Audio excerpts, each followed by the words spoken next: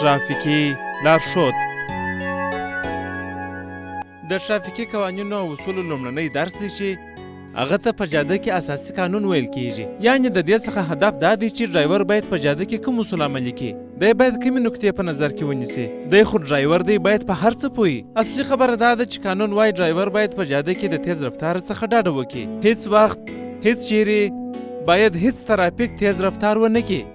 کله چې دی د تیز رفتار څخه ډډه وکړي نو قانون وایي چې د پر ځان باندې څو شیان عملي کړل او قانون یې مراعات کړي. چې اول یې د ځاني تاوان څخه ځان وساتئ، کوم چې مالي تاوان دی د هغه څخه یې ځان وساتئ چې د موټر پکښې خرابېږي. درېیم یې د بیت المال د تاوانه چې سړک خراب نسي، جاده خرابه نسي. نو ګرانو ډرایورانو، تاسو چې کله جادې ته داخلېږئ نو هیڅ وخت تاسو د تیز رفتار څخه استفاده مه کوئ او هیڅ وخت تاسو په تیز سرعت کې خپل وسایط مه چلوئ. دوهم راځو دې ته چې په افغانستان کې قانون دی چې راسته ترین طرف ته باید وسایط وچلوو.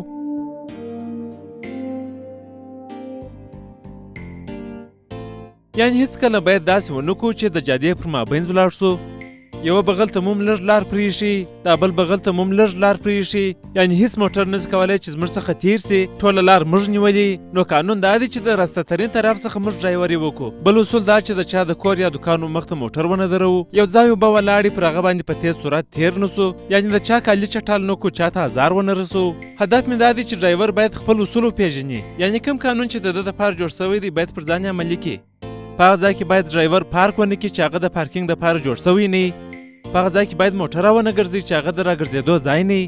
یو وار بیا وایم چې دا قانون دی په جاده کې د ډرایور دپاره. په راتلونکو نور درسو کې به ټوله ټرافیکي قوانین تاسو ته وړاندې کړم او تاسو به قرار په هر څه پوه سئ. دا پیغام تاسو ته د شاه موبلاینو شرکت لخوا وړاندې سو. شاه د اعتبار وړ نوم.